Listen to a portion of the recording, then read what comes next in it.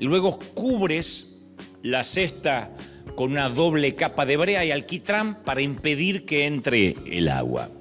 Sellas todas las grietas con la perfección de un artista, porque a eso te dedicas.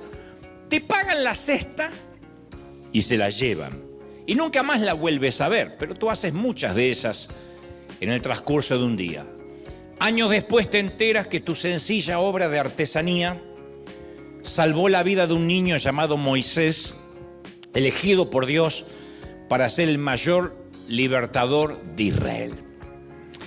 Otro ejemplo, en la misma línea narrativa. Imagínate que hubieras vivido hace siglos atrás en una ciudad llamada Belén y un grupo de pastores está preocupado por las bestias salvajes, por los leones que atacan continuamente y sin piedad los rebaños. Entonces los pastores te piden ayuda para que le fabriques un arma rudimentaria que no cueste mucho, algo lo suficientemente pequeño para poder llevarla consigo, pero lo suficientemente fuerte para derrotar a estos depredadores. De modo que tensas un trozo de lana tejida entre dos tiras de cuero y te sientes orgulloso de tu producto final. Tu nombre nunca se va a mencionar como el creador de esa arma, pero esta onda va a entrar en la historia y será famosa gracias a un adolescente llamado David al usarla para derribar al gigante Goliat. Tercer ejemplo, unos 1000 años después, en esa misma ciudad, imagínate que eres el dueño de una sencilla posada. El gobierno ha exigido que todas las familias deben regresar a su lugar de nacimiento para registrarse en un censo. De pronto llaman a tu puerta y aparece un hombre junto a su esposa embarazada, sentada sobre un asno. Ella está a punto de dar a luz, en cualquier momento te piden una habitación. Por muy buena disposición que tienes, no tienes ninguna libre. Entonces le ofrece lo único que te queda, un establo donde resguardas a tus animales. Dice, no es lo mejor, no es lo adecuado ni utilitario para una mamá parturienta, pero es todo lo que puedo ofrecer para que no se queden a la intemperie. Obviamente no te imaginas que acabas de proporcionar el lugar donde va a nacer el Salvador del mundo. Y tu establo, tu humilde granero, será recordado en todo el mundo durante cada fin de año cuando el mundo celebre el natalicio del bebé Jesús. Cuarto ejemplo, eres una mamá previsora que vives al pendiente de tus hijos. Resulta que uno de ellos, que tiene promediando 11 o 12, quiere ir a la montaña con un par de amigos a escuchar lo que va a decir el hijo del carpintero. A decir verdad, no te gusta demasiado lo que están diciendo acerca de este rabino que dice ser el Mesías, pero es mejor que tu hijo quiera escuchar mensajes edificantes antes que se ande juntando con los vaguitos del barrio. Así que lo dejas ir, pero antes de salir le dices que no se vaya sin llevarse algo para comer, una manzana o algo. Dice, mejor te preparo una vianda por si te da hambre, de modo que le preparas una pequeña canastita con 5 panecillos, 2 peces pequeños que sobraron de anoche, y dice, bueno, algo es algo, por lo menos para engañar el estómago. Lo que no imaginas es que tu vianda va a ser el catalizador de un milagro de multiplicación que va a alimentar a miles de comensales. Y por último, te toca vivir en esa misma época. Tu único trabajo e inversión es un humilde y sencillo burro. Tienes un burrito. No es mucho, pero le sacas algo de dinero porque de tanto en tanto podrías pensar que cuando crezca lo vas a rentar, haciendo viajes a modo de Uber burro o Burro Eats, llevando comida. Y un buen día aparecen unos tipos y lo piden prestados alegando que eso es lo que manda el Señor. Y tú lo prestas. Resulta que tu querido burro resultó ser parte de una profecía dada hace 400 años atrás por un tal Zacarías. Ni te imaginabas eso. Lo único que sabías es que tenías un burro, como tanta gente. No sabías que ese burro era profético. Zacarías dijo, alégrate mucho, hija de Sión, da voces de júbilo, hija de Jerusalén, porque tu rey vendrá a ti, justo y salvador, humilde y cabalgando sobre un asno, sobre un burro, sobre un pollino, hijo de asna. Ahora, ni siquiera te imaginas que los 4 evangelistas van a contar la historia de tu burro. Es más, un predicador argentino lo va a mencionar dentro de 2025 años. Yo llamo a todo eso ser parte del viaje de la profecía. En el primero de los casos, como cualquier día normal, apenas construiste una cesta, pero fuiste parte de la profecía de Moisés. En el segundo caso, solo fabricaste una onda y cuando lo hacías nunca soñaste que ese arma iba a liquidar a un gigante. En el tercer caso, prestaste tu establo como una contingencia, como un plan B, sin imaginar que ahí nacería el mismísimo Hijo de Dios. O le preparaste una vianda a tu hijo, como cualquier día común, o accediste a prestar tu burro sin saber quién lo iba a montar. En todos los casos fuiste el eslabón esencial de una profecía. La pregunta hoy es, ¿seríamos hoy capaces de reconocer si es que estamos siendo parte de un momento trascendental y profético? ¿O se nos pasaría por alto? Esas situaciones que a veces parecen triviales, nimias, inocuas, pueriles, chiquititas, ¿son producto de la coincidencia o de la providencia divina? La pregunta es, ¿Dios ordena y dirige cada uno de nuestros pasos? ¿O será que vamos abriéndonos camino aleatoriamente a medida que avanzamos? El gran cantautor y poeta español Joan Manuel Serrat escribió una de sus trovas más famosas: caminante no hay camino, se hace camino al andar. Pero yo, a diferencia del nano Serrat, yo estoy seguro que en los hijos de Dios no se viven accidentes fortuitos, sino que vivimos designios divinos. Todo giro del destino forma parte de la danza que originalmente diseñó Dios para nuestras vidas. Entonces, a ver, en el algoritmo de Dios se incluye el libre albedrío. Todos podemos hacer con nuestra vida lo que queramos, elegir el bien o el mal. Pero yo creo que si estamos atentos al centro de su voluntad, podemos ser parte de un viaje profético si es que vamos por la vida con los ojos abiertos. Génesis 50:20 relata que cuando después de 17 años José se reencuentra con los hermanos que lo habían vendido como esclavo, que de hecho habían tratado de matarlo, él no se puso en víctima. Él dijo, es verdad que ustedes pensaron hacerme mal, pero Dios transformó ese mal en bien, para lograr que hoy yo esté donde estoy, para lograr esto que están viendo, salvar la vida de mucha gente. O sea, él entendió que ni siquiera las pérdidas, la gente que se te levanta en contra, las familias disfuncionales, son parte de un ataque diabólico, sino que son permitidas por Dios para un propósito profético. Siendo así, tenemos que concluir que no vamos a ninguna parte por accidente. Que donde vamos, Dios nos está enviando. Que todo lo que hacemos no es causalidad, no es casualidad, no es una coincidencia del horóscopo, porque algunos todavía leen el horóscopo y saben que me toca cáncer con ascendencia en mono. Y bueno, así vas a quedar. Entonces, donde estamos ahora, Dios nos puso ahí. Entonces, Él tiene un propósito para que estemos en cada lugar. Cuando empiezan estuve hablando mucho durante las semanas pasadas acerca de las frustraciones que uno tiene, los temores, cuando uno escucha determinadas noticias y uno empieza a preguntarse, ¿será que hice bien? ¿Tendría que yo haber venido a este país? ¿Debería haberme quedado? ¿Debería haber salido? ¿Debería haber hecho tal cosa? ¿No debería haber entrado? Hay muchas cuestiones que se las preguntan también los países que están en litigio, en guerra, en problemas bélicos. ¿Será que este era el momento? ¿Yo tenía que haber hecho eso? Cuando uno empieza a hacerse esa serie de preguntas, uno tiene que concluir que tal vez no estemos justo donde queríamos estar, pero donde estamos, Dios tiene un propósito para que estemos en este sitio, ¿sí? Dios quiere que estemos justamente ahí. Entonces, a ver, esto es muy sanador. Cada momento de nuestra vida, el entorno que Dios permitió, la crianza que Dios permitió, la familia que conocimos, todo tiene un propósito.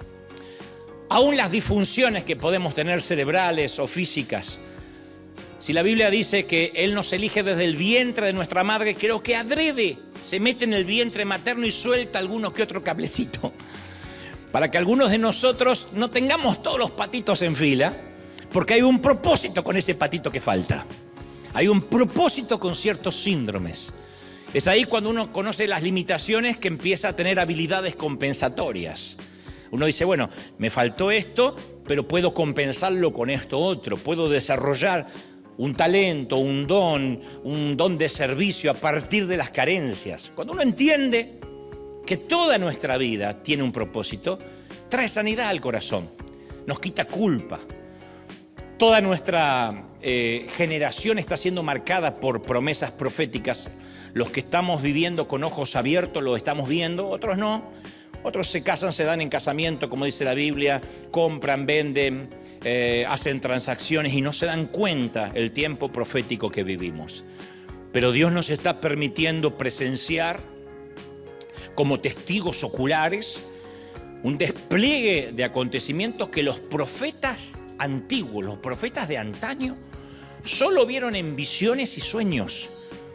Pero en ocasiones, a veces todo el tedio que nos rodea, la rutina de la vida, impide que podamos ver el propósito de Dios. Y decimos, ¿qué propósito Dios va a tener conmigo? ¿Qué profecía? Yo no hago un canastito ni para Moisés ni para nadie. ¿Qué profecía va a haber conmigo? No nos damos cuenta. Y yo tengo la seguridad que hay mucha gente aquí y mirándome que está en medio de un viaje profético, pero todavía no se dio cuenta. No se dio cuenta que es parte de una profecía. Y ahora estás escuchando este mensaje por alguna razón. Hay veces que al ignorar el plan de Dios, el plan que Él tiene y diseñó para nosotros, hace que pensemos que lo que estamos viviendo no tiene sentido. Hay de la gente que dice, yo me levanto, hago café, me subo a la autopista a trabajar, al freeway si es aquí, o me meto en el tránsito, vuelvo a la noche tarde, vuelvo más muerto de lo que me levanté. A mis hijos los veo crecer en la cama porque me voy y están durmiendo, vuelvo y están durmiendo. A mi suegra, gracias a Dios, no la veo porque vive lejos y no todo es malo en la vida. Pero hay mucha gente que se ha adormecido en un letargo espiritual, en un sopor, que no logra ver lo que Dios está obrando, no lo logra ver. El mayor ejemplo de esto, meditaba esta semana, es Saúl. Saúl es una de las personas menos predicadas de las Escrituras, pero no eso lo hizo o lo hace menos ungido por Dios. Antes de que se supiera que sería el primer rey de Israel, ocurre algo muy particular con él. En ese entonces era un jovencito, Saúl, que vivía en la casa de su padre, cuando su padre un buen día le encarga una tarea doméstica. No era una misión, era una tarea doméstica. Podía haberle dicho que saque la basura, que ordenara su habitación, pero en su defecto le dijo que se le habían perdido 3 burras. Le dice, hijo, se me perdieron 3 burras y tienes la tarea de encontrarlas. Tal vez lo vio sin hacer nada y le dijo, le voy a dar un trabajo a este para que no esté todo el día en el celular, que no existía todavía, pero no sé con qué estaría perdiendo el tiempo. Y Samuel 9:3 relata, dice, toma ahora contigo a alguno de los criados, le dice el papá, levántate, así que le da la pauta de que Saúl estaba en la cama tirado, levántate y busca las asnas y las burras que se me han perdido. Si Saúl era el típico adolescente, probablemente revolvió los ojos, suspiró fuerte para dejar en claro que él, como plan del día, no tenía el buscar burras. Pero Saúl no tenía ni idea del destino que Dios tenía para él. Ni siquiera se imaginaba que la tarea doméstica o que la misión, busca burras, terminaría con que él sería ungido como rey de Israel. Él no se imaginaba que ese día que iba a buscar burras iba a culminar con un propósito divino. No sabía que esa mañana era el comienzo de un viaje profético para toda una nación que terminaría produciendo un Mesías. Saúl solo creía que estaba haciendo lo que tenía que hacer. En este caso, que obedecía al molesto padre y que estaba haciendo otra sencilla tarea más. Lo más probable es que dijo, ¿por qué no lo mandas a mi hermano? ¿Qué tengo que ver yo con las burras? ¿A quién le encargaste las burras? Andá a buscar al que se les perdió. Así que él y un criado emprendieron la búsqueda en un viaje que duró 3 días, pero no lograron encontrar las burras. Las burras no se pierden como si fueran 3 canarios. Las burras se tienen que encontrar, pero no las encontraron. De modo que Saúl, ya listo para rendirse, le dice a su compañero, mira, volvámonos, porque mi papá capaz que ya se olvidó de la preocupación de las burras. Ahora debe estar intranquilo por nosotros, por los 2 burros que nos perdimos. Pero el criado tiene una mejor idea. Le dice, mira, no volvamos con las manos vacías. En esta ciudad hay un varón de Dios llamado Samuel, que es un hombre insigne. O sea, es un vidente, le decían vidente en ese momento a los profetas, un varón insigne, impoluto, confiable. Y lo que él dice, sin duda acontece. Me dijeron que es un profeta que la pega siempre. Vamos a verlo y quizá nos dé las coordenadas en donde se perdieron las burras. En principio parece solo una idea del criado, pero a su vez, lo que a mí me pone la piel de pollo, que no es lo mismo que el pollo de México, pollos son machos de verdad. Cuando venga Marcos Witt que diga polio, yo digo pollo. Mientras que el criado tiene esta idea, Dios ya le había hablado al profeta Samuel acerca de Saúl, el buscaburras. O sea que mientras Saúl se movía en una dirección, Dios se estaba moviendo en otra dirección. Eso es lo que significa estar en medio de un viaje profético. El que está en medio de un viaje profético no sabe que lo está.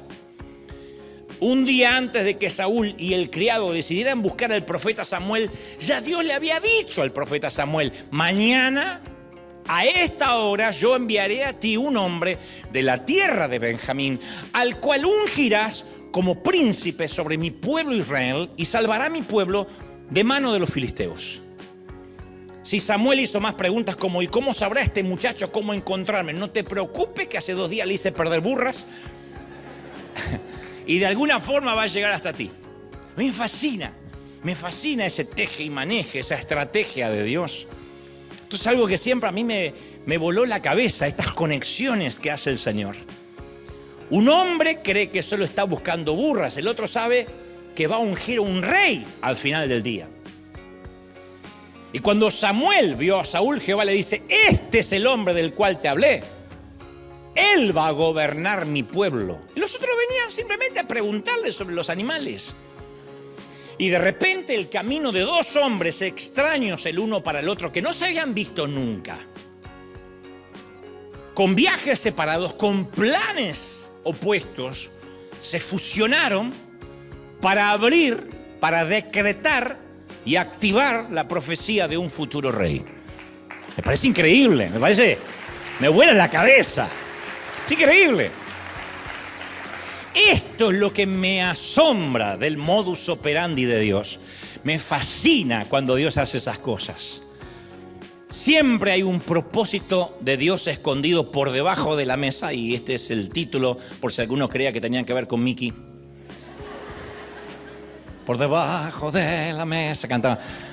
Es imposible no tararearlo cuando uno lee, pero eso es lo que había por debajo de la mesa, por debajo de lo que nosotros vemos en la superficie. Lo que nos toca atravesar ahora mismo, lo que el enemigo, quiero que prestes atención a esto, lo que el enemigo está intentando usar para destruirnos, puede que sea exactamente lo que Dios use para llevarnos donde debemos estar. Lo que el enemigo cree que va a usar para destruirnos es justamente la herramienta que Dios va a usar para llevarnos a un nuevo nivel. En el caso de Saúl, Dios usó una pérdida para dirigirlo a una dirección profética y un destino divino. Esta mañana, este muchacho salió a buscar burras y regresó a la noche con un reino, con un destino profético. No regresó con las burras, regresó con un reino. Y en muchas ocasiones lo que nos falta en la vida, yo no sé qué es lo que te falta, a todos supongo que carecemos de algo, pero eso que nos falta es la razón misma que nos va a llevar a encontrarnos con el plan perfecto de Dios. Hay una pérdida, hay algo que nos va a faltar y que nos está faltando, que nos va a conducir a un nuevo destino. Siempre es así. Muéstrame lo que te falta y yo te voy a mostrar que estás dentro de un viaje profético. Hay gente que dice, yo no tengo respuesta a mis oraciones, yo quiero estar mejor en mis sentimientos, mejor en mi pareja, o quiero tener pareja, o necesito tener una casa propia, o hace años que estoy rogando por mi estatus legal, y de repente hay como un stop, y pensamos e interpretamos que es el diablo o Dios ofendido y enojado, deteniendo la bendición. Sin embargo, lo que quiero que entendamos hoy es que si Dios detiene algo, si Dios hace que tus burras no aparezcan, es porque hay un destino profético esperándote a la vuelta de la esquina. ¿Lo crees, sí o no? Entonces, esto lo voy a decir una sola vez y el que tiene oídos que oiga, dijo el Señor. Hay cosas que es necesario que perdamos para poder encontrarnos en medio de una asignación divina. La vida de los que seguimos al Señor está llena de serendipias. Una vez hablé de esto. La serendipia es un descubrimiento valioso que se produce de manera fortuita, de manera accidental. El término serendipia deriva del inglés serendipity o serendipity. Es un neologismo acuñado a partir de un cuento persa que se llama Los tres príncipes de Serendip, en el que los protagonistas solucionaban problemas muy complejos a través de increíbles casualidades. Y esto ha ocurrido a través de la historia siempre. Por ejemplo, en 1886, un tal John Pemberton, un farmacéutico de Atlanta, se le ocurre hacer un jarabe para ayudar con la digestión, para los constipados de vientre, hace un jarabe. Y su contador lo prueba, le gusta, y muy rápido, porque le ponía un supositorio a una liebre, este contador, de lo rápido que era. El contador se llamaba Frank Robinson. Dijo, yo estoy constipado, dame un poquito del jarabe. Registró la marca con el nombre de Coca-Cola, fundando además la compañía. Lo mismo pasó con el marcapasos, con el plástico, con la dinamita, con el horno microondas, los fuegos artificiales, la penicilina, el cognac, la radioactividad, el caucho, los rayos X, la plastilina. Todo fue descubierto de manera casual e inesperada. Nadie dijo, voy a inventar la penicilina. Ocurrió de manera casual. A eso se llama una serendipia. Es justamente un descubrimiento afortunado que se produce sin planificación, sin esperarlo. Es salir a buscar burras y encontrarse con una corona. Es encontrar algo bueno que no pensábamos ni siquiera que estábamos buscando. Y nuestro Señor siempre esconde un tesoro y una asignación inesperada detrás de cualquier día común. Cuando veas que hay un día común enlazado con otro día común y eso te parezca que simplemente es el collar de una vida ordinaria, recuerda que detrás de cada día común siempre se esconde, o puede que se esté escondiendo, un plan profético. Nuestro Dios es especialista en serendipias, especialista en que descubramos algo que no estábamos buscando. Uno va a las Escrituras y va a ver que Moisés no estaba buscando libertar a Israel. No dijo, qué lindo volver a Egipto un día, salir de este desierto y transformarme en el príncipe. No, él no quería eso otra vez. María, la adolescente, nunca dijo, ¿cómo me gustaría quedar embarazada sin que me toque mi novio? ¿Qué sé yo? Que me embarace el Espíritu Santo. Así las viejas chusmas del barrio tienen de qué hablar, me encantaría. Ninguno estaba buscando lo que encontró. Los propósitos alcanzan a la gente normal en días comunes y ordinarios. Otro ejemplo que me vuela la cabeza, Naamán. Hemos oído hablar de Naamán un montón de veces. General, comandante en jefe de las Fuerzas Armadas, el general de infantería de Siria. Pero debajo de su armadura tenía una gran enfermedad, lepra. Y para esos tiempos había en su casa una mujer israelita que habían capturado como esclava, a quien el único derecho que se le otorgaba era la comida. Y dudo que tuviera un buen trato, era una esclava. Seguramente estaba harta de trabajar como esclava, sin paga, solo por la comida y el techo. Y yo sé que hay gente aquí que quizá ahora mismo se siente identificado al pensar que está trabajando en un ámbito que no te gusta, rodeado de una actividad que no es la que te gustaría envejecer, con la cual te gustaría envejecer. Me refiero a aquellos que tienen que trabajar en sitios desagradables. Hay algunos que tienen la providencia de hacer lo que les gusta. Otros tienen que capear la tormenta. Y eso también requiere el doble de dignidad. Hay gente que dice, yo en mi país podría ser, si tan solo homologara mi título, yo sería ingeniero, arquitecto. Acá tengo que, con el mayor respeto que me merece cualquier oficio, pero tengo que hacer algo que está inferior a mi capacidad. Pero hay que cambiar la tormenta, hay que parar la olla, como se decía en mi país. Hay que poner pan en la mesa y no se le hace asco al trabajo, pero caramba, que es difícil levantarse los lunes por la mañana, la gente que trabaja fines de semana, los que tienen que limpiar suciedades ajenas, soportar encima el maltrato de los jefes que nos subestiman por el color de piel, por la raza, por el estatus legal. Y en tu interior muchas veces dijiste, lo que daría porque Dios me saque en medio de esta mugre. Lo que daría porque Dios me lleve a un nuevo nivel. Y el Señor muchas veces nos dice, no, estás en un viaje profético. No te voy a quitar de ahí, porque eres sal, pero no para estar dentro del salero. Eres luz, pero no para estar en el día del sol. Eres luz para iluminar en la oscuridad. Eres parte de un viaje profético. Ahí te quiero. Y esta mujer se acerca esta esclava se acerca a la mujer de Naamán y le dice, la historia está en el segundo libro de Reyes 5:3, le dice, ojalá el amo fuera a ver al profeta, a un compatriota mío que vive en Samaria, él lo sanaría de su lepra de manera instantánea. Ahora, no era obligación de la esclava tener que predicar, ni tener que hablar con la mujer de este mundano. Podía haber dicho, está bien, que pague con lepra, no me pago nunca, no me da vacaciones, que pague con lepra. Este sirio era un enemigo del pueblo de Dios. Pero yo pienso que ella dijo, capaz que todos estos años Dios permitió que yo fuera esclava para este momento profético. Aunque nadie sepa jamás mi nombre, sea la esclava de Naamán, capaz que en miles de años se va a hablar de mí como la conexión que Dios usó para que Naamán fuera sano de su lepra. Ella habló e iluminó la vida del hombre, era esclava. Pero mientras que ella hacía el trabajo de la esclavitud, Dios estaba haciendo algo por debajo de la mesa que era parte de un plan subterráneo, un plan divino. Entonces Dios a veces nos pone en lugares que no son los que nosotros elegiríamos de manera arbitraria e intencional, pero nos pone para conectarnos con gente que necesita oír de Dios.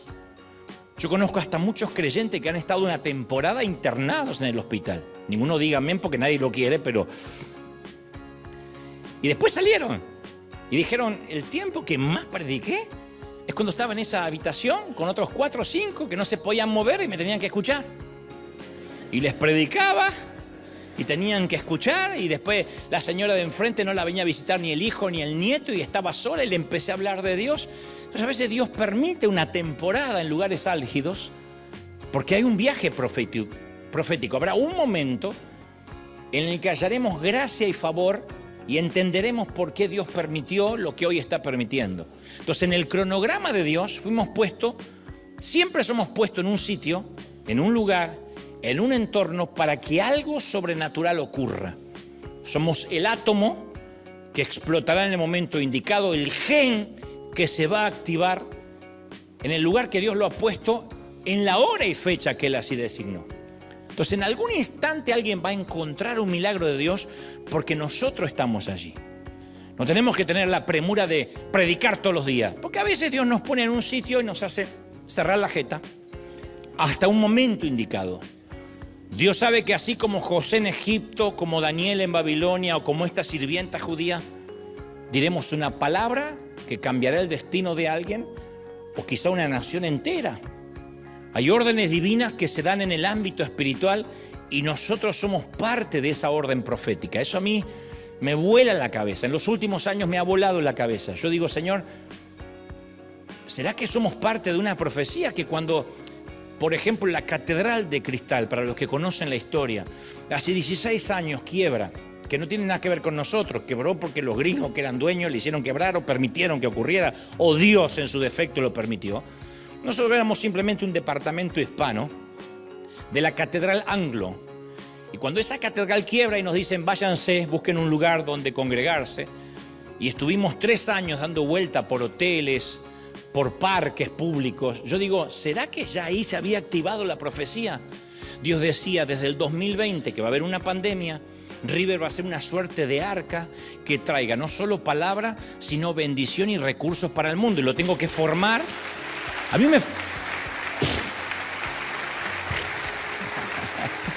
la cabeza va a hacer... Digo, ¿cuándo empezó eso? ¿Antes que yo naciera? ¿Antes que tú nacieras? Sí.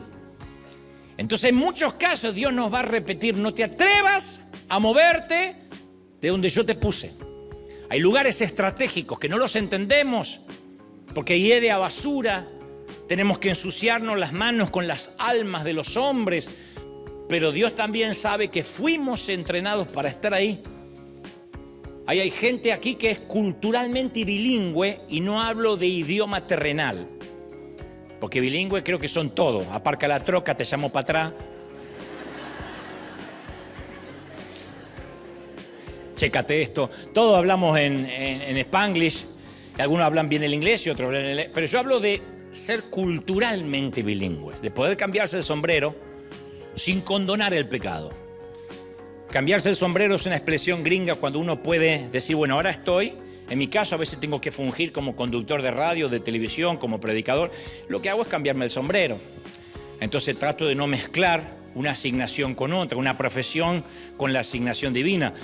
Esto demanda que uno tenga un clic, algo que pueda cambiarse, una suerte de ser bilingüe culturalmente. No significa condonar, compartir el pecado. Pero hay mucha gente aquí, si acaso todos o la mayoría, que los lunes tienen que hacer clic y no pueden llegar al trabajo, a la oficina, al empleo diciendo aleluya, me agarró la chiripiorca el domingo. Tienen que... porque te echan. Entonces muchos de nosotros hablamos el idioma de alguien que necesita una profecía, que necesita una palabra profética. Esta sirvienta hablaba el idioma sirio porque se pudo comunicar y decirle, yo tengo la sanidad para tu esposo. Dios nos coloca como agentes de cambio y mientras tanto mientras que no vemos nada, Él está haciendo algo por debajo de la mesa. Me fascina eso. Siempre le estoy preguntando, Señor, ¿qué estás haciendo que no puedo ver?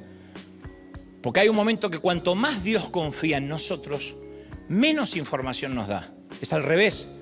Uno cree que los más ungidos, los que más oran son los que más plano completo tienen de Dios. Y no, Dios dice, estás en un nivel donde una sola palabra te basta. ¿Cómo lo sé? Porque siempre he tenido, bueno, no siempre, pero por muchos años he tenido gente a mi cargo. Y tengo gente a la cual puedo decir, hey, fulanito, anda para allá. Guille, andate a Cuba. Dale, listo, pastor. Y a veces le explico en el camino mientras que va a Cuba, ni sabe ni para qué va. Pero hay otro que le tengo que hacer un mapa con manzanitas. ¿Y por qué? ¿Y otra vez? ¿Y por qué hay que ir? Entonces, el que más confianza yo tengo es el que menos explico. Dios opera igual. A medida que más lo conocemos, hay una sola palabra, como Dios le dijo a Abraham, sal, ven, camina, Pedro. Hay palabras, a veces caminamos sobre una sola palabra. Y uno tiene que confiar que aunque no sabe lo que va a pasar mañana, Dios está haciendo subterráneamente, por debajo de la mesa, un plan perfecto. ¿Lo crees? Ahora, yo sé que hay momentos que nuestro viaje por la vida se hace difícil. El viaje empieza a verse distinto a lo que habíamos imaginado. Yo sé eso. Y sentimos que Dios nos está llevando a veces en medio de la nada. No hay cambios. Yo recuerdo que en varias ocasiones dejé que mis lágrimas mojaran mis manos o sobre el volante se iba manejando. Y a veces sentía que nada tenía sentido. Muchas veces me pasó. Le decía, por favor, Señor, ¿podrías mostrarme lo que estás haciendo?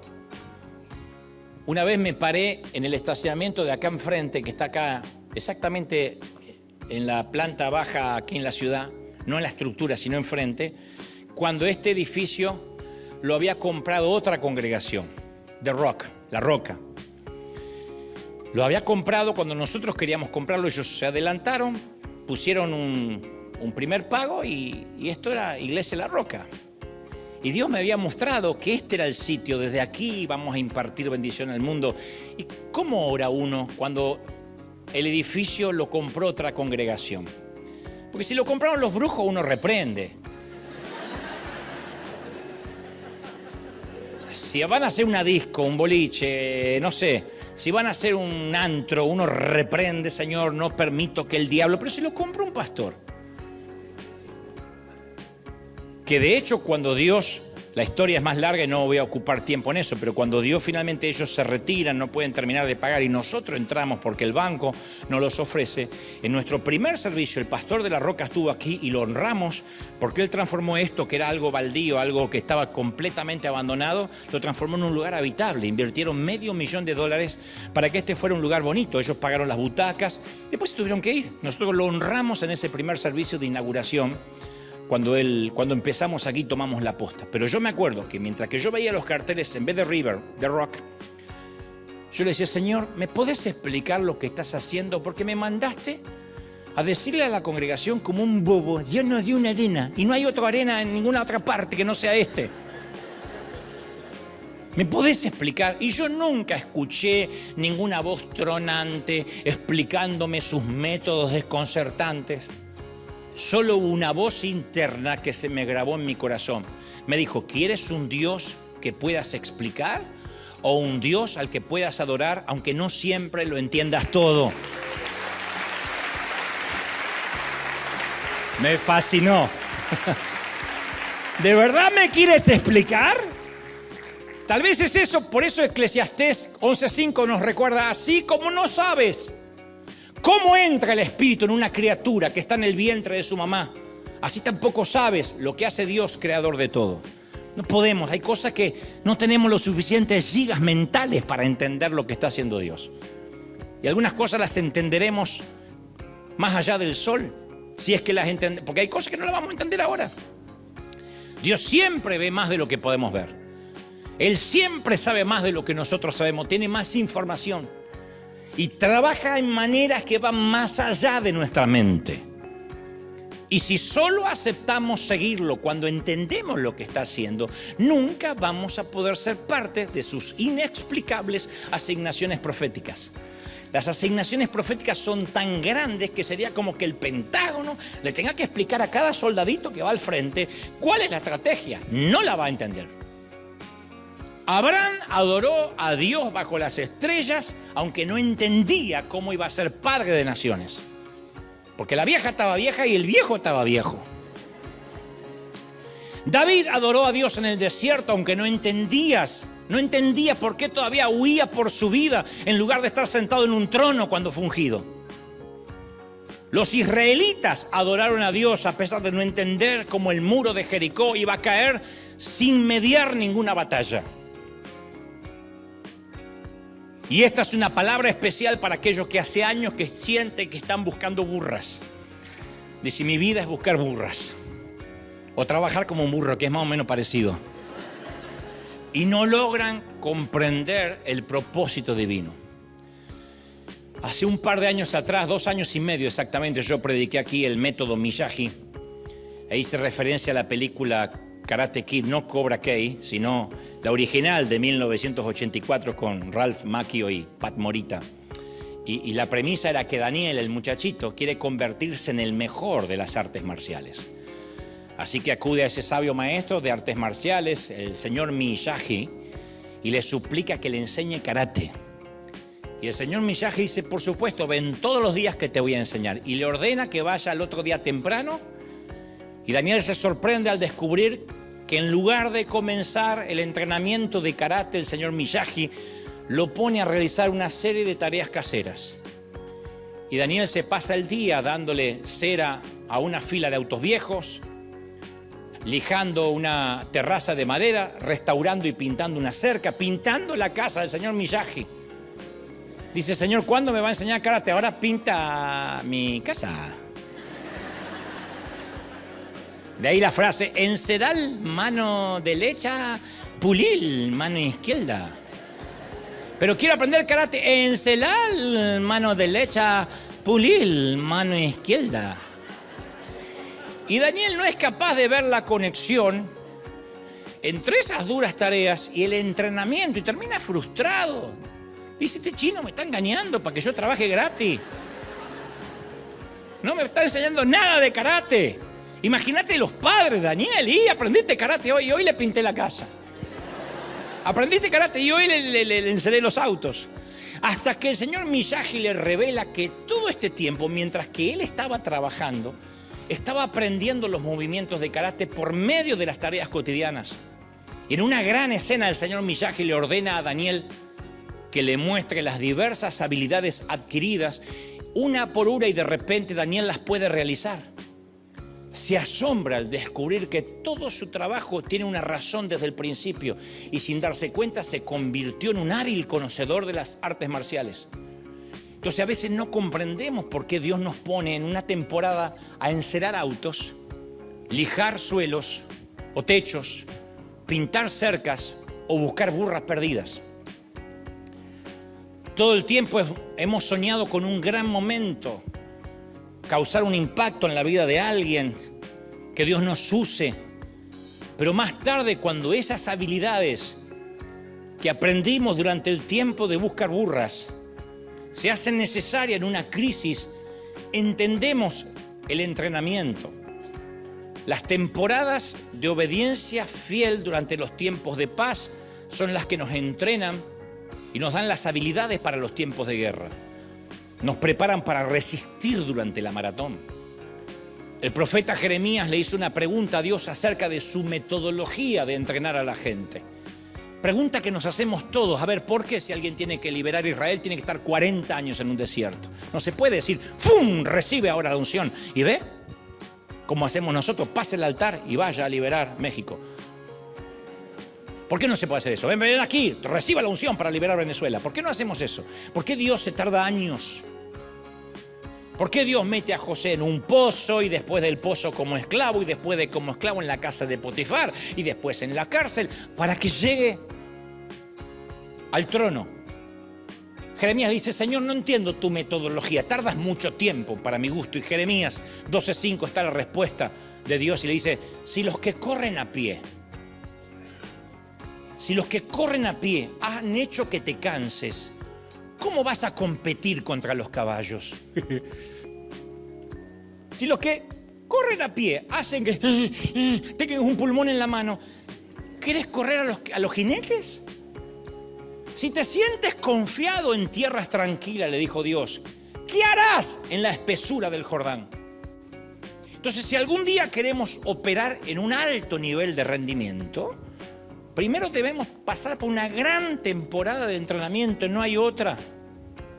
Obedecer en hacer las tareas fáciles, correr a pie, ir a campo traviesa, sin tener que detenernos cada 5 segundos para recobrar el aliento, es parte del entrenamiento para lo que va a venir. Mira, todo lo grande, todo lo que Dios va a hacer grande, nos lleva primero a un entrenamiento chiquito. Todo lo que David aprendió para ser en Sión como rey, él siempre se remitía a lo que hacía mientras cuidaba las ovejas de mi padre. Dios lo entrenó en los riscos salvajes, entrenando junto a ovejitas, peleando con osos y leones. Dios lo entrenó ahí para que él pudiera desde matar al gigante y enfrentar y ser una estratega de grandes batallas, una estratega de grandes batallas. Entonces hay cosas que pueden sonarnos como estoy buscando burras, aguantando a un jefe pésimo, a un compañero de trabajo que tengo ganas de mandártelo, Señor, si no te lo llevas. Y decimos, esto es espiritual, es muy espiritual. A lo mejor Dios te está entrenando para ser pastor y aguantar gente. A lo mejor Dios te está entrenando para ser, no sé, misionero o empresario. Pero hay toda una generación que sueña con competir contra caballos, sobrevivir a la espesura del Jordán, cuando ni siquiera ha podido correr a pie nunca. Quieren llegar ahí, pero no tienen el carácter para sostenerse ahí. Por eso a veces son largas las temporadas de entrenamiento, porque Dios mientras está preparando nuestro carácter por debajo de la mesa. Nunca hay un camino fácil para una asignación divina, nunca, nunca. Por eso tiene que haber un entendimiento de que si Dios nos está entrenando, es porque estamos en un viaje profético, pero creo que todos tenemos, la mayoría, una comprensión defectuosa de los dones espirituales. Creemos que los dones son distribuidos por Dios un domingo por la mañana a una fila de cristianos esperanzados. Y los predicadores no ayudamos en esto, porque decimos, pase el altar y reciba el empoderamiento ahora. Y damos por sentado que es ósmosis, es magia. Que no hay que hacer nada con ese don. Que no hace falta que entrenemos, ya está, Dios me dio el don. Hay un montón de gente que dice, yo ya soy pastor, ya está, me abrí una iglesia. Otro dice, yo ya soy empresario, ya está, me abrí por mi cuenta. Y nunca tuvo disciplina para ser empleado y quiere ser su propio jefe. El jefe trabaja más que los empleados. Pero hay gente que quiere ser jefe para dormir hasta las 11. Y hay gente que cree que se le entrega el don totalmente desarrollado y listo para ser usado. Lo único que tiene que hacer es aceptarlo, ya está. Y sale a las naciones. Los dones son como los frascos de medicamento, viene con la etiqueta, agítese antes de usar. Y Dios tiene que sacudirnos bien para que seamos utilizables. Hay un viejo refrán que dice, o nos guía el timón o nos guían las rocas. Pero el entrenamiento no es una opción. O aprendemos por las buenas o aprendemos como hijos del rigor. Yo he hecho muchísimos trabajos que no tenían nada que ver con mi asignación, ni con lo que quería, ni con lo que me gustaba.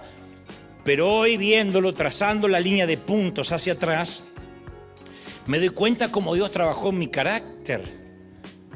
Trabajó más en mi carácter que en mis dones que ya estaban, o en mi pasión que ya estaba. Pero yo tenía que desarrollar el carácter, la sujeción. Yo fui criado en esa familia que fue criado de la mayoría de los de mi edad, que los padres, ¿cuál era la explicación de un padre? Porque sí. ¿Por qué no puedo ir? Porque no. ¿Cuándo un padre debatió con nosotros? ¿Alguien tuvo una mamá con la que pudo debatir porque no te dejaba ir al cine de mi edad? No va, porque se me acabó. ¿Por qué? Porque soy su madre. Se acabó. Y en todo caso, si mi mamá me explicaba algo, me lo explicaba en el aire. Me revoleaba una patada así, y mientras estaba en el aire, ahora entendió por qué. Y yo en el aire entendía, antes de caer. Ya entendía por qué. Y no preguntaba más. Entonces cuando fuimos, Dios me entrenó a obedecer de esa manera. Por eso me da gracia cuando las mamás modernas leen libros. ¿Cómo decirle no a tu hijo sin sentirte tóxica? Oh. Mi mamá era Chernobyl. Tóxica, envenenosa. Y yo aprendí. Entonces, aprendí la obediencia con pastores así. Uno de mis primeros pastores fue un pastor alemán, no un perro, un pastor nacido en Alemania. Que decía, no cante esa canción, es del demonio. ¿Dónde dice pastor? No le importa a usted. Porque Dios sabía que me tenía que entrenar. Encelar mano derecha, pulir mano izquierda. Entonces, para reproducir una col, o un repollo, o col, Dios se toma 3 meses. Para producir un roble, 50 años. Hoy tenemos que decidir qué queremos ser, o robles o coles. Si Dios va a darnos una asignación divina, va a llevar tiempo. Por eso insisto, hay temporadas que pueden parecernos comunes, usuales, ordinarias. Pero es muy probable que estemos en medio de un viaje profético. Dios está haciendo muchas cosas detrás de escena, tras bambalinas que no podemos ver. Hay una canción que solemos cantar siempre que dice, aunque no pueda ver, Dios está obrando. Siempre estás obrando. Siempre Dios está obrando, aunque no lo pueda ver. Lo único que tenemos que hacer nosotros es fabricar la cesta, la honda, prestar el establo, el asno, preparar la vianda, buscar burras perdidas. Mientras tanto, Dios está activando una asignación tan grande que si nos las dijera, dejaríamos de buscar burras por el susto. Las asignaciones producen temor. Yo no creo en aquello que dicen, Dios me dio un don y lo estoy disfrutando desde que Dios me dijo que lo iba a hacer. O es algo que lo podrías hacer sin que Dios esté en la ecuación, o es algo tan sobrenatural que si no está Dios te da pánico. Las asignaciones que vienen de parte de Dios, o está Dios, o está fregado, mijo. Entonces nunca te preocupes por conocer a la persona correcta. Reúnete con Dios y Dios se encarga que conozcas a la persona adecuada en el momento justo. Siempre. Así funciona. Dios es especialista en serendipias divinas. Hay alguien que tiene lo que tú necesitas. Y tú también tienes que saber que hay alguien al cual tú vas a hacer la solución a su necesidad. Porque la oración es como esas balas que se disparan al aire, que uno nunca sabe cuándo esa oración va a volver a entrar en la atmósfera espiritual. Tal vez hay oraciones que hemos hecho que es respondida del otro lado del mundo antes que incluso terminemos de pronunciarla.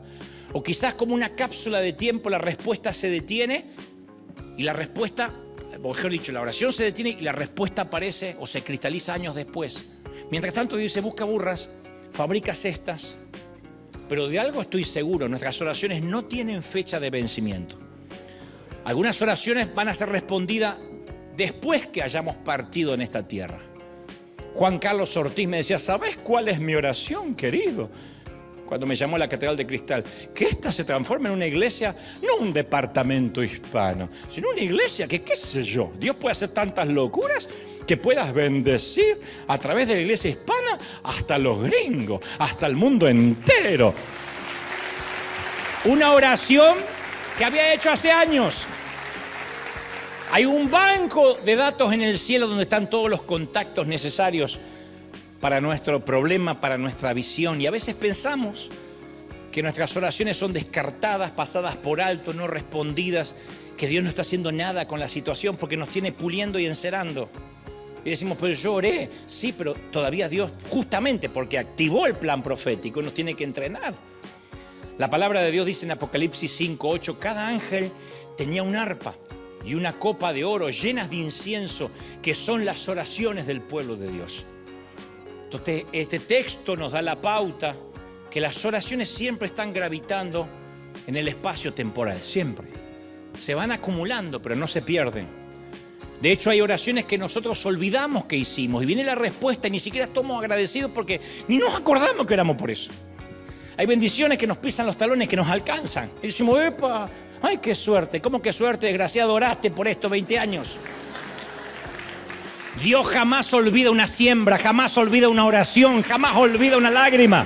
¿Alguien lo cree, sí o no? A ver si me da tiempo. Te voy a contar por enésima vez 3 historias asombrosas.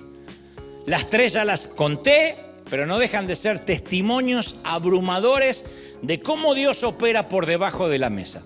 Recuerdo una de mis temporadas en que yo andaba buscando burras perdidas en Argentina y juntar $100 era una odisea. $100 era una fortuna y no hace 100 años atrás, hace relativamente poco.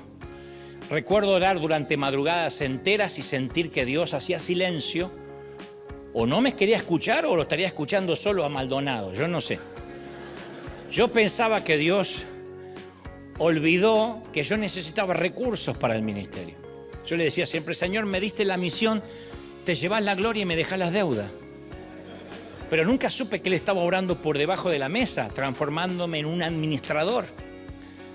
Dios ya tenía en plan River Arena y la administración y el dinero que enviaríamos al mundo, pero Dios tenía que entrenar primero a su administrador, porque si yo era alguien que gastaba o que no podía ser consciente de lo que significa la ofrenda de la viuda, Dios no iba nunca a confiar más dinero.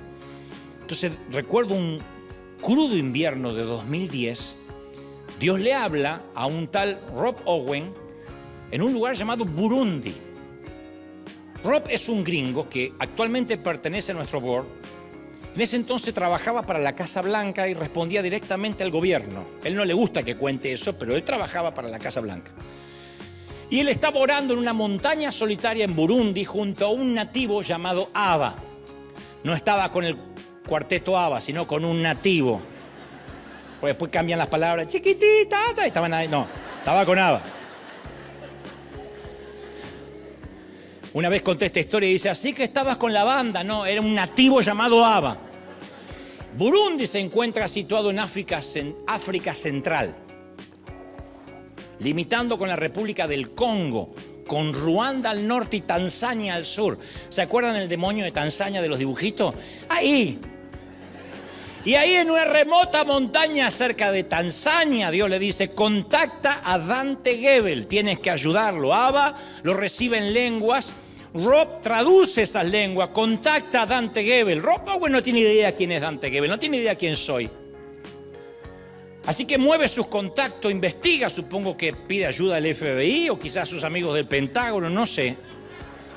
Finalmente llama por teléfono a su viejo amigo, un viejo amigo llamado Daniel, porque así como nosotros pensamos que todos los chinos entre ellos se conocen, ellos piensan, los gringos, que todos los hispanos nos conocemos. ¿Fuiste a México? Sí. ¿Y lo viste a Ramón?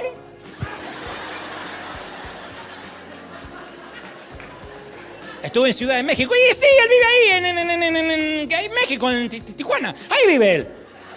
Ellos creen que somos un grupo que nos conocemos todos. Bueno, este gringo dijo, si es hispano, Daniel lo debe conocer. Daniel, ¿conoces de casualidad a Dante Gebel?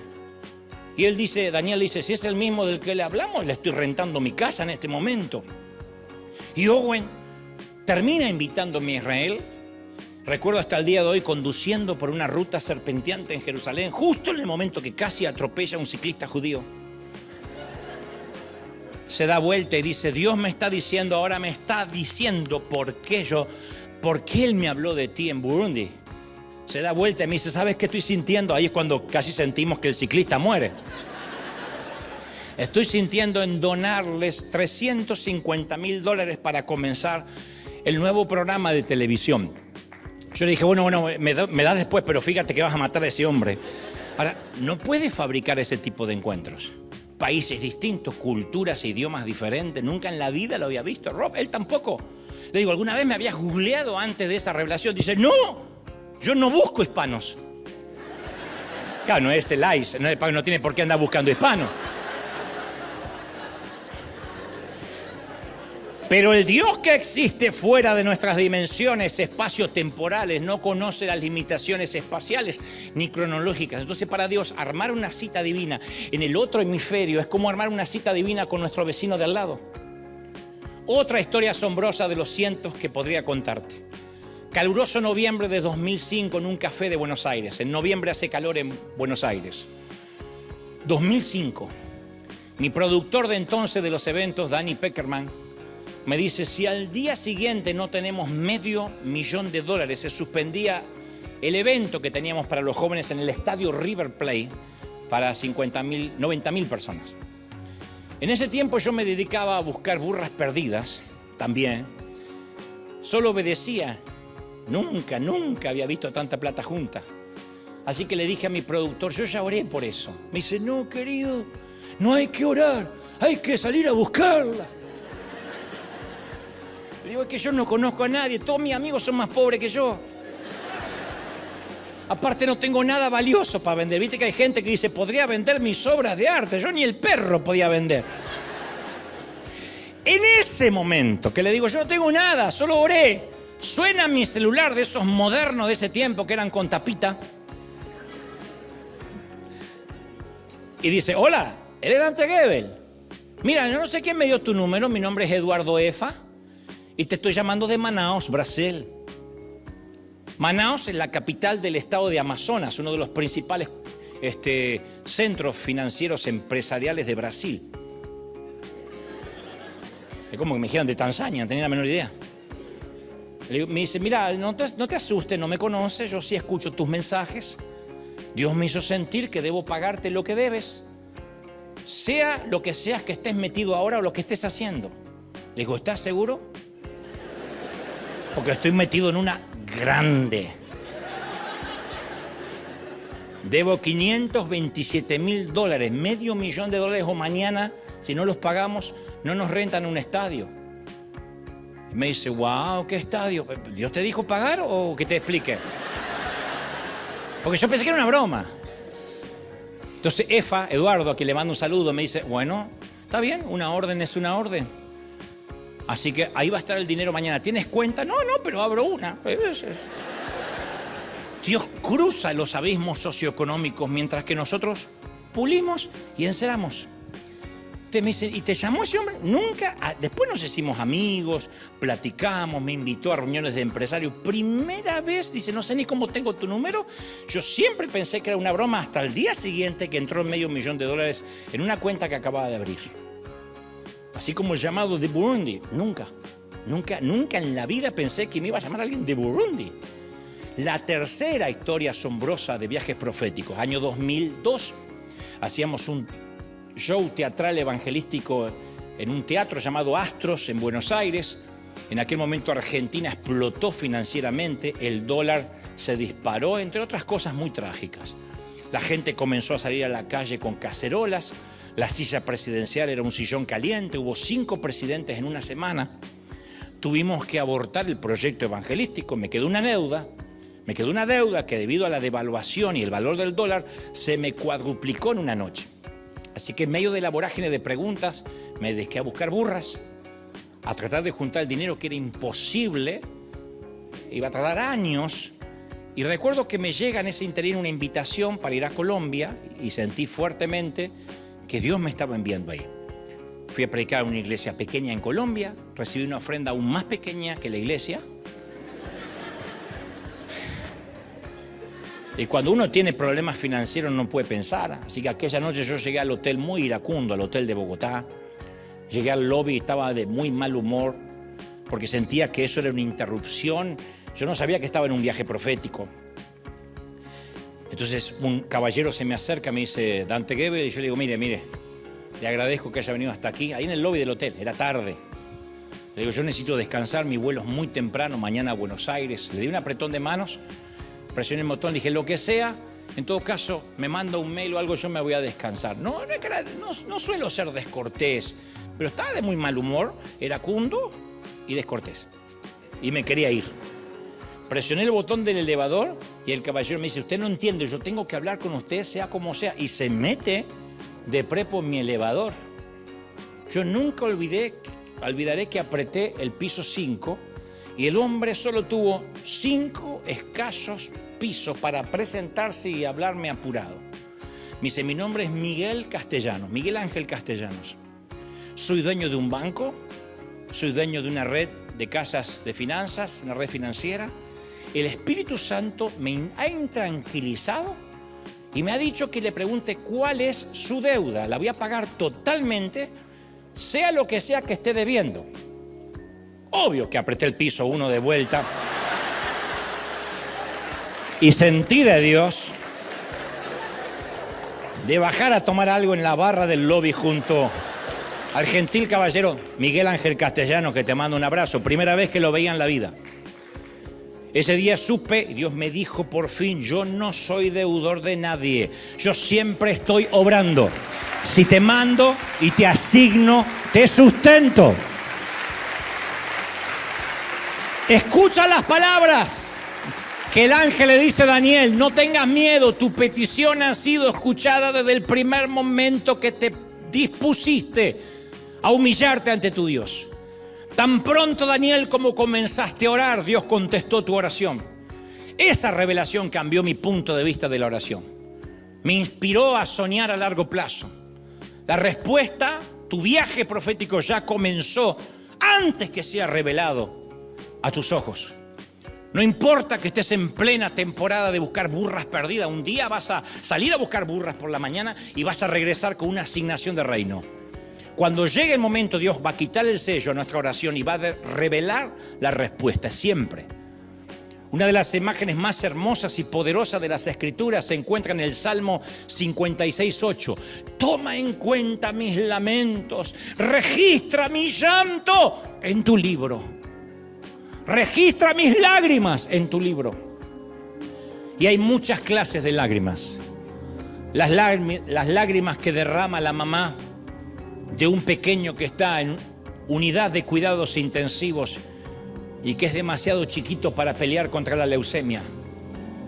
Las lágrimas que derrama el padre de la novia cuando conduce a su hija por la nave central de la iglesia el día de su boda. Las lágrimas que manchan los documentos de divorcio. Las lágrimas mezcladas con sudor que corre por el rostro de los hombres que acaban de ganar una copa en el campeonato. Y también están las lágrimas que se derraman durante una oración. Todas y cada una de esas lágrimas son preciosas para Dios, son recuerdos para la eternidad. Y llegará el día en el cual Él mismo enjugue las lágrimas del cielo, en el cielo. Y mientras llegue ese momento, Dios moverá cielo y tierra para honrar cuánta lágrima ha sido derramada. Dios no deja que una sola lágrima se pierda. Las recuerda todas, honra todas, las registra todas en su libro. De una manera muy parecida a la forma en que Dios registra en su libro todas las lágrimas que nosotros hemos acumulado, Dios también recoge nuestras oraciones. Todas y cada una de ellas son preciosas para Él. La que hicimos en el auto, en el bus, a la noche. Aquella que no pudimos articular y solo suspiramos y nos sentamos en el baño diciendo, no aguanto más. Todas y cada una de ellas han sido selladas por Él. Han pasado por mesa de entrada, se han recibido el sello de los cielos. Y nunca sabrás cuándo le va a quitar el corcho Dios a una respuesta. Todas nuestras oraciones están registradas en el libro de Dios y sabemos que a muchas de ellas Dios le va a quitar la tapa mucho tiempo después que quizás nos hayamos ido. Y como un mensaje metido en una botella, nuestras oraciones son llevadas por la corriente de su voluntad soberana. ¿Cuándo y dónde llegarán a la orilla? Nadie lo sabe. Pero el sello que valida esas oraciones hace que estén registradas en su libro y se abrirán en el momento de Dios y a su manera. Él va a responder nuestras oraciones, tus oraciones, en algún lugar, de alguna manera. Aunque estés viviendo una temporada, insisto, busca burras, quiero asegurarte que estás en medio de un viaje profético. Y aunque no lo veas, te prometo que Dios está obrando por debajo de la mesa. Moviéndose. ¡Bendito eres! ¡Amo Dios! Vamos a darle un aplauso grande al Señor si te ha hablado esta mañana. ¡Bendito eres! ¡Uy! ¡Rebas! Te exaltamos, Dios.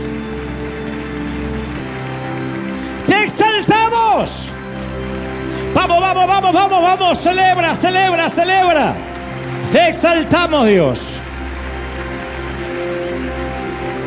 ¡Uy! Padre, levanta tus manos al cielo si puedes conmigo y dile, Señor. ¡Oh, Señor! Muchos estamos caminando sobre una palabra tuya. Ve, sal, entra, permanece, quédate quieto. Yo no sé qué palabra has recibido en estos últimos días, pero el Señor dice, yo estoy obrando, yo estoy obrando. Por debajo de la mesa estoy haciendo un plan subterráneo que no es necesario que te cuente porque puedo confiar en ti. Agradece el tiempo de encerar y pulir, el tiempo de buscar burras. Estamos en un viaje profético. Uy, todos orando, todos los que puedan orar ahora, los que puedan clamar, los que puedan levantar su voz. Hija, hijo, dice el Señor, yo he visto tus lágrimas, yo he recogido tus oraciones en copas, en cáliz de plata. Ni una de ellas se me ha pasado, ningún suspiro ha sido en vano. Solo permanece haciendo lo que te mandé a hacer. ¿Cuál fue la última orden? Hasta tanto no recibas un cambio de orden, permanece. Yo estoy obrando. Hay un viaje profético detrás.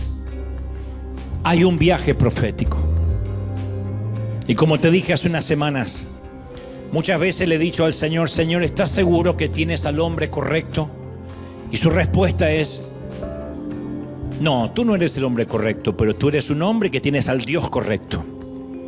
Eso hace que el viaje profético sea milagroso, que el viaje profético sea sobrenatural, que Dios haga lo que no podría hacer si no estuviese Él. Te adoramos.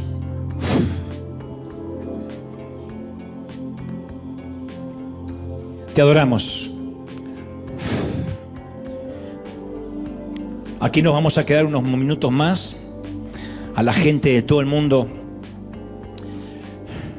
gracias por estar, gracias por permanecer, gracias por soportar, por encerar, por pulir, por buscar burras, por los días comunes que te rodean, por no entregarte, por no rendirte.